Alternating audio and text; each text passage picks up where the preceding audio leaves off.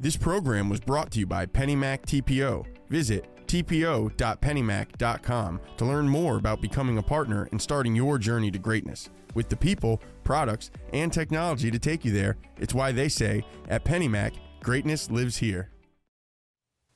This is The Interest. I'm Mike Savino. The Fed's Open Market Committee is meeting today and Wednesday as it discusses another rate hike, but inflation hasn't responded to previous increases, reaching a 40-year high last week. So what will the Fed do this time? We spoke with several economists about what to expect. The Fed is going to stick to the 50 basis point hike. I think going higher is really going to disturb the markets. That was economist Connell Fullenkamp of Duke University, and he wasn't alone. Several economists told us that they also expect the Fed to raise rates by 50 basis points, just like the board did in May. In fact, Daniel Hale of Realtor.com says that the Fed has made it pretty clear. Hale acknowledged that the Open Market Committee could go higher, but she thinks that's unlikely. Now, the Fed could get more aggressive in the future. Ryan Sweet of Moody's says that the current approach of 50 basis point hikes may not be enough in the future because policymakers have a lot of work to do to get rates where they need to be, consistent with unemployment, inflation expectations, and financial conditions. The economists we spoke with don't necessarily think that Wednesday's meeting will cause mortgage rates to go up. Lenders have already priced in some of the Fed's monetary tightening into their rates. But if inflation continues to surge and forces the Fed to be more aggressive, mortgage rates could follow. The more people think about it, the more they realize, as we've talked about, the Fed really needs to get ahead of inflation. They need to stick to their guns. Odetta Cushy of First American Financial Corp points out that the higher rates will make homes less affordable for buyers, but home prices are one of the metrics that the Fed is watching.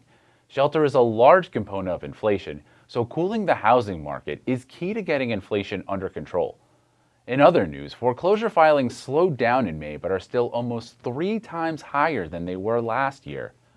There were almost 31,000 foreclosure filings last month, an increase of only 1% from April, but foreclosures have been increasing for months, and that number is now 185% higher than it was in May of 2021. While there's some volatility in the monthly numbers, foreclosure activity overall is continuing its slow, steady climb back to normal after 2 years of government intervention led to historically low levels of defaults. In places with at least 200,000 people, the highest foreclosure rates were in Jacksonville, North Carolina, Cleveland, Chicago, Fayetteville, North Carolina, and Rockford, Illinois. Black and Hispanic borrowers continue to face hurdles compared to white borrowers when trying to get a mortgage. That's according to an FDIC analyst who says that the data shows problems persist even when credit scores and other factors are taken into account. Some lenders have pushed back against past studies on discrimination, saying researchers do not account for those factors. But using new Home Mortgage Disclosure Act data, the FDIC says it was able to weigh those factors, and yet it still found that Black and Hispanic borrowers faced denial rates that were 2 to 3 percentage points higher than white applicants. They also paid more fees. On a $200,000 30-year conventional loan, Black borrowers paid $1,500 more than white borrowers.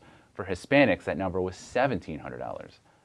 And finally, a Florida law group has agreed to pay $4.5 million to settle a complaint that it targeted Hispanic borrowers with deceptive advertising and predatory practices.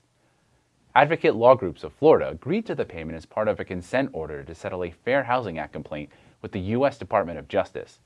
The law group was accused of targeting Hispanic borrowers with Spanish advertising falsely promoting to cut their mortgage payments in half. The borrowers were charged hefty upfront fees and monthly payments of up to $550. The law group then convinced the borrowers to stop paying their mortgages and to stop communications with their lenders. But the Justice Department says that the law group did little to obtain the modified loans, and many of the victims defaulted. The $4.59 million penalty will go to the homeowner. This program was brought to you by PennyMac TPO. Visit tpo.pennymac.com to learn more about becoming a partner and starting your journey to greatness. For more on these and all of today's top stories, go to mortgagenewsnetwork.com.